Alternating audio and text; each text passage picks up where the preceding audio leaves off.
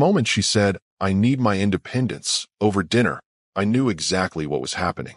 3 of her friends had recently divorced their husbands, and suddenly my wife of 8 years was using phrases like finding herself and exploring life on her own terms. I set down my fork, locked eyes with her, and remained silent until she became visibly uncomfortable. Independence? That's an interesting choice of word, I finally said, my voice calm and measured. Tell me exactly what you mean by that. She stammered through an explanation about needing space and time to reassess her priorities. I listened without interrupting, noting how she carefully avoided mentioning our joint finances, the mortgage I primarily paid for, or the luxury car I had gifted her last year.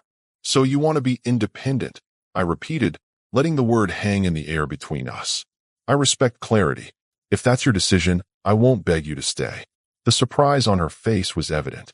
She had expected tears, pleading, perhaps even anger. Instead, I reached for my phone and opened my banking app. "Since you're declaring independence, I think we should be clear about what that entails," I continued, showing her our joint accounts. "These will be separated starting tomorrow. The house is primarily in my name, so you'll need to find your own place. Your car is paid off and yours to keep." She paled visibly. "I didn't mean independent like that," she backpedaled. "I just meant emotional space." I smiled thinly. Independence isn't a buffet where you pick only the parts you like. It's a package deal. Over the next hour, I calmly laid out exactly how our separation would work financially. I would provide only what was legally required during our separation period. Any extra expenses she had become accustomed to, the spa memberships, the premium subscriptions, the weekly shopping sprees, would now come from her teacher's salary. She tried several tactics: tears, accusations, then attempts to negotiate. I remained unmoved. "Your friends sold you a fantasy version of independence," I explained, pouring myself another glass of wine. "They all divorced men who were financially desperate to keep them. I'm not those men." By the time she went to bed, the reality was sinking in. I spent the night in the guest room, making calls to my attorney and financial advisor. While she slept, I adjusted automatic payments and made notes of all shared assets. In the morning, I handed her a printed document outlining the separation terms. "I've taken the liberty of finding 3 affordable apartment options that would work with your salary," I told her. "I've also calculated what your monthly expenses will likely be on your own." She stared at the numbers, her face a mix of disbelief and dawning realization. "This can't be right," she whispered. "Those are the market rates," I replied. "Independence comes at market price, not subsidized by me." As I left for work, I turned back to her. "You have 2 weeks to find your new place. I'll help with the moving costs as a final courtesy. After that, you'll experience exactly what independence means." I closed the door behind me, knowing that her journey to finding herself was about to collide head-on with financial reality. The declaration of independence was easy. Living independently was the part her friends had glossed over. 3 weeks passed since she moved into her new apartment. I maintained zero contact, focusing on myself instead. My mornings now included a 5 a.m. workout, followed by productive workdays without the constant text interruptions I'd grown accustomed to. My evenings were mine again: networking events, dinner with clients, or simply relaxing without walking on eggshells. The first text arrived precisely when I expected, the day after the first of the month, when bills typically hit accounts. "Can we talk?" No context, no pleasantries. I left it unread for 8 hours before responding with a simple, "About what specifically?" The reply came instantly: "Just to catch up. Maybe coffee." "No thank you. I'm quite busy," I responded and silenced notifications. 2 days later, my phone rang with her name on the screen. Against my better instinct, I answered. "The car insurance bill came," she said, skipping hello. "It's triple what I was paying before." "That's because before, you were on my multi-car policy with my perfect driving record and loyalty discounts," I explained matter-of-factly. "Now you're on your own policy, with your 2 speeding tickets from last year. That's the actual market rate." Silence on the line, then, "But I can't afford this on my salary." "That's an unfortunate reality of independence," I replied.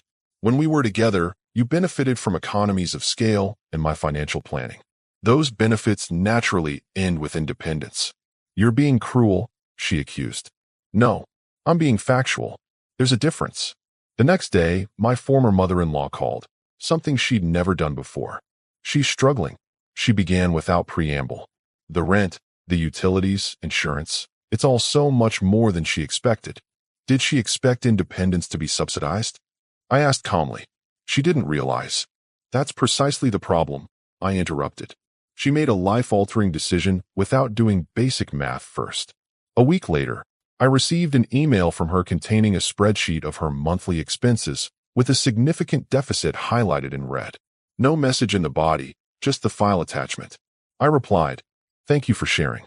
I recommend cutting the premium streaming services, canceling the spa membership, and switching to a more economical phone plan. Your income should cover necessities if properly budgeted." The response was immediate. "That's not the kind of help I was looking for." "I'm aware," I typed. "You were looking for financial support while maintaining the appearance of independence. That arrangement doesn't interest me." When our mutual friends tried to intervene, I remained consistently composed. She wanted independence, and I respected her decision. I told them, independence means making your own way. If she's struggling with the cost of her decision, that's valuable information for her future choices. One evening, she appeared at my door unannounced. Mascara streaked down her cheeks. "The credit card was declined at the grocery store," she admitted.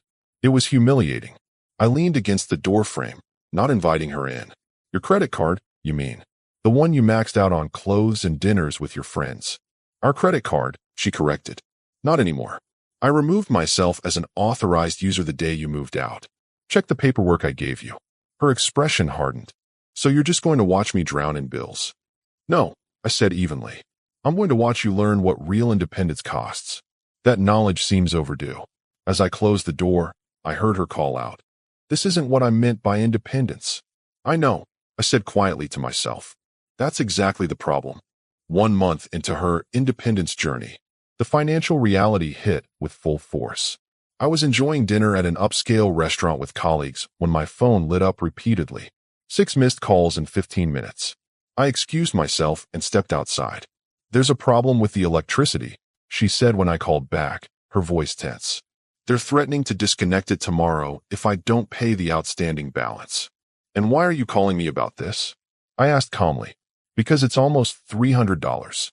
My paycheck doesn't come until next week, and my credit cards are maxed out." I leaned against the brick wall outside the restaurant, watching traffic pass by. "Interesting situation. What does your independence advisor suggest?" "What are you talking about?" "The friend who convinced you that independence was the answer. The one who told you that you were missing out on life by being married. What's her solution?" Silence filled the line before she responded. "This isn't funny. I need help." "I agree it's not funny," I replied evenly. "It's a predictable consequence. As for help, what specifically are you asking for? Can you lend me the money?" "Just until payday." Her voice softened, the tone she typically used when trying to persuade me. "I could," I acknowledged.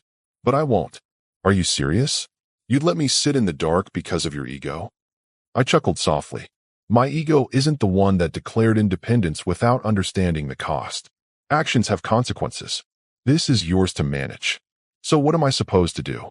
Frustration sharpened her words. The same thing anyone does when they can't pay a bill. Call the company, explain the situation, and negotiate a payment plan. Take responsibility. The line went quiet for so long I thought she'd hung up. "Is this punishment?" she finally asked. "No. This is education," I replied. "Independence means handling your problems without me as a safety net." 2 days later, I received a group text from her closest friend. "We're all getting together to help with some bills. Would you like to contribute?" I replied directly to just the friend. "Interesting development. Wasn't it your advice that led to this situation? You painted independence as liberating, not financially crippling. Perhaps you should cover the full amount as compensation for your poor counsel." No response came, but I later learned through mutual acquaintances that this same friend had refused to lend any significant amount, claiming she was too invested in the stock market right now. A week later, I was reviewing documents at my home office when the doorbell rang. She stood there, holding a small box. "I'm selling my jewelry," she stated flatly, "including the anniversary necklace. I thought you might want to buy it back before I take it to a pawn shop." I looked at the box, then back at her. "That was a gift. What you do with it is your business. It's worth over $5,000. And you'll get perhaps 1/5 of that at a pawn shop," I noted. Another expensive lesson in the economics of independence. Her face flushed with anger. You know what? Keep your money. I'd rather struggle than deal with your condescension. As she turned to leave, I called after her. One question. In all your financial difficulty, have you reached out to your parents? She froze. No. You know they warned me not to do this. Precisely. The people who actually cared about your best interests advised against this path. Yet you chose to follow advice from those with no investment in your well-being. She left without another word, the jewelry box still clutched in her hand. Later that evening, I received a simple text. The electricity is still on. Handled it myself. I responded with only, that's what independence looks like. 6 weeks into her independence experiment, I discovered the extent of her financial desperation through an unexpected source. A colleague showed me a social media marketplace listing while at lunch. Isn't this your wife's luxury handbag collection? He asked, sliding his phone across the table. There they were, the designer bags I'd gifted over the years, each listed at roughly half their retail value with descriptions like barely used and perfect condition. Each one represented a birthday, anniversary, or holiday, times when I'd wanted to see her smile. Ex-wife. I corrected, scrolling through the listings. And yes, those are from our time together. I returned his phone without further comment, but that evening, I examined the sales listings myself. Not just handbags, but designer shoes, the Tiffany jewelry I'd given last Christmas, even the high-end kitchen appliances she'd insisted we needed but rarely used. All being liquidated at desperate prices. The doorbell rang the following Saturday morning. Her sister stood on my porch, arms crossed, expression tight. We need to talk about what you're doing to her. She began immediately. I leaned against the doorframe, making no move to invite her in. And what exactly am I doing? You're financially abusing her. She's selling her possessions just to pay rent while you live here comfortably. Interesting perspective, I replied evenly. Though factually incorrect, she's selling possessions I purchased to maintain a lifestyle she chose, after explicitly rejecting our marriage. She didn't reject you. She just wanted some space. I pulled out my phone, opened my messages, and read aloud. I need complete independence to discover who I am without you. Her exact words, followed by, I don't want your input in my decisions anymore. And my personal favorite, I need to stand on my own 2 feet. Her sister shifted uncomfortably. She was emotional. She didn't mean. Adults should say what they mean, I interrupted. I took her at her word and respected her decision. The financial consequences are simply the reality of independence. But you could help her. You have the means. I could. But then it wouldn't be independence, would it? It would be dependence with a different name. Our conversation was interrupted by a call on her sister's phone. She stepped away to answer, spoke briefly in hushed tones, then returned looking even more agitated. She just got evicted from her apartment. The check bounced. I raised an eyebrow. After only 6 weeks? Impressive. This isn't a joke. Where is she supposed to go? The same place anyone goes when they've made poor financial decisions. To those willing to help them. Family, friends, perhaps those who encouraged this path in the first place. Her sister's voice rose. So you're refusing to help your own wife? Ex-wife? I corrected again. And I'm refusing to rescue an adult from the consequences of her choices. This is cold, even for you. No, I countered. What's cold is encouraging someone to abandon their marriage for a fantasy of independence, then expecting the abandoned spouse to finance that fantasy. That's beyond cold. It's delusional. Before leaving, her sister tried one final approach. She still loves you. She's just confused. I smiled without warmth. Love doesn't announce its departure, then come crawling back when the bills arrive. That's not love. It's financial convenience. Later that day, I received a group message from her mother. Family meeting about the situation. Your presence is requested. My response was brief. I respect that you're gathering to support her. However, I'm not family anymore, by her choice, and her financial situation is not my situation to solve. That evening, mutual friends reported that her family had pooled resources to cover her immediate expenses, but not before she'd had to sit through a lengthy lecture from her father about fiscal responsibility, the same lecture she'd dismissed from me months earlier. 2 months into her independence experiment, I arrived home to find her sitting on my front steps. The designer clothes and perfect makeup were gone, replaced by jeans, a simple sweater, and a face that had clearly seen better days. "We need to talk," she said, standing as I approached. "About." I kept my tone neutral, keys still in hand. "About us. About fixing this situation." I studied her for a moment. "There is no us to fix. There's you, dealing with the consequences of your choices, and me, living my life. Can we at least go inside? Please." Her voice had a desperate edge I'd never heard before. "No. Whatever you have to say can be said here." She exhaled sharply, frustration evident. "Fine. I made a mistake. Is that what you want to hear?" I was influenced by my friends. I didn't think through the financial realities. "That's an accurate assessment of what happened," I agreed. And I want to come home." She stepped toward me. "I miss our life together." "I miss you." "Interesting," I replied. "Your timing coincides precisely with your inability to maintain financial solvency. Some might view that as suspicious." Her face flushed. "It's not just about money. Yet you never mentioned reconciliation until the money ran out." I pointed out. "Not when you first moved out. Not when you were still managing. Only now, when you've liquidated most of your possessions and burned through your savings."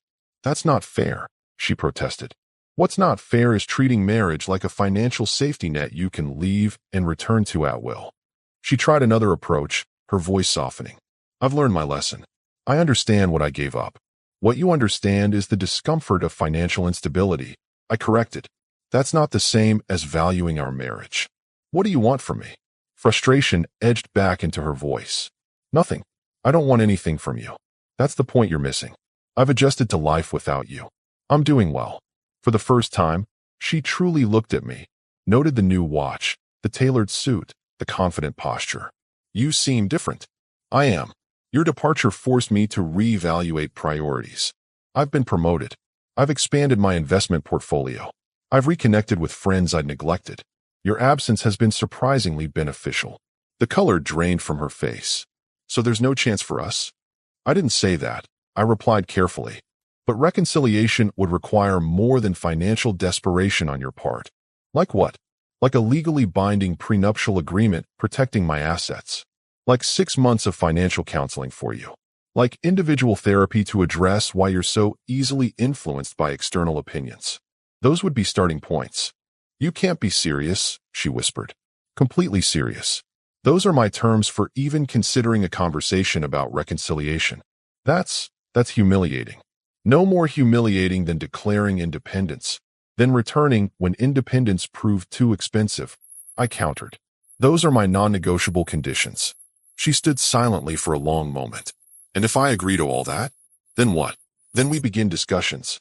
No guarantees, no promises. Just discussions." "You've changed," she said quietly. "Yes," I agreed. "I no longer prioritize your comfort over my security. I no longer accept responsibility for your choices. I no longer trust your commitment." "Is this revenge?" she asked. "No. This is self-preservation. There's a difference." As she turned to leave, I added one final thought. "True independence would mean solving your problems without returning to the situation you explicitly rejected. What you're seeking now isn't independence. It's a bailout." She stopped, back still turned. "What if I really do love you? Then you'll respect my terms. And you'll understand why they're necessary." I watched her walk away, knowing the next move was entirely hers. For the first time since our separation began, I felt completely in control of the situation. Not because I wanted to manipulate her, but because I finally valued myself enough to establish boundaries that protected what I'd built. 3 months to the day after she declared her independence, we met at a neutral location, an upscale restaurant where the private dining room ensured our conversation would remain confidential. I arrived 15 minutes early, ordered a scotch, and waited. She entered precisely on time, wearing a dress I'd never seen before, likely borrowed since most of her wardrobe had been sold off. The confidence she'd once projected was gone, replaced by a hesitancy in her movements. She'd lost weight, and dark circles shadowed her eyes despite her makeup attempts. "Thank you for agreeing to talk," she began after ordering water. "I appreciate punctuality," I replied. "You mentioned having made a decision." She nodded, placing a folder on the table. "I've signed a prenuptial agreement your lawyer drafted. I've also enrolled in financial counseling and had my first therapy session yesterday." I opened the folder, scanning the documents. Everything appeared in order. "This is a start," I acknowledged, closing it again. So where do we go from here? A note of hope entered her voice. That depends on what you've learned from this experience. She took a deep breath. I've learned that independence isn't what my friends painted it to be. I've learned that I made a catastrophic decision without proper consideration. Those are observations about circumstances, I noted. What have you learned about yourself? Her eyes widened slightly, unprepared for the question. After a moment, she spoke more carefully. I've learned that I'm easily influenced by people who don't have my best interests at heart. I've learned that I took financial security for granted. I've learned that you're willing to return to a marriage you rejected when the alternative proved too difficult. I finished for her. Her face flushed. That's not fair. It's exactly fair. It's precisely what happened. I leaned forward. You didn't come back because you suddenly recognized my value. You came back because independence was expensive. That's not the only reason, she protested. But it is the primary reason, I countered. And that's the problem. Your friends convinced you that you were missing out on life. The moment that fantasy collided with reality, you wanted to return to the stability you'd discarded. People make mistakes. They deserve second chances. Some mistakes reveal fundamental character. I replied. Your actions showed that you view our relationship as disposable when convenient and essential when difficult. That's not a foundation for respect. The waiter arrived with our meals. We ate in tense silence until she finally spoke again. I still love you, she said quietly. Perhaps you do, I acknowledged. But love without loyalty, without commitment through difficulty, without true partnership, that's just sentiment. It's not enough. So all of this, the prenup, the counseling, the therapy, it was for nothing? Her voice cracked. Not for nothing. Those steps demonstrate you're serious about change. But they don't erase the fundamental breach of trust. What would? There was desperation in her question. I set down my fork. Nothing. That's what I realized during these months apart. The person who could walk away once will always have that capacity. I deserve better than wondering when the next declaration of independence might come. So you invited me here just to reject me? Tears welled in her eyes. I invited you here to close this chapter properly. I corrected. When you left, you controlled the narrative. Today, I'm taking that control back. I signaled for the check. I've purchased a condo for you. Not extravagant, but comfortable and within your budget. The deed is in your name. Consider it a parting acknowledgement of the 8 years we shared. Her shock was evident. Why would you do that after everything you just said? Because unlike you, when I make a commitment, I honor it, even when it's inconvenient. We promised to care for each other. I'm fulfilling that promise one final time. As we stood to leave, she attempted one last appeal. Your conditions, your prenup, I'll agree to anything. Please don't end this. I looked at her directly, my voice firm but not unkind. This ended the day you chose independence over our marriage. Today is simply the acknowledgement of that reality. Outside, I opened her car door. Independence got expensive, I said quietly, but it taught us both what we truly value. For that lesson, if nothing else, I'm grateful. I watched her drive away, feeling neither victory nor regret, only the certainty that comes with making a decision that honors your self-worth. Her declaration of independence had ultimately freed us both. Our story has come to an end. If you've made it this far, how about subscribing to our channel? It helps us immensely. I've selected 2 other videos for you that I'm sure you'll enjoy. Feel free to click on them. I'll be waiting for you in the next story. See you soon.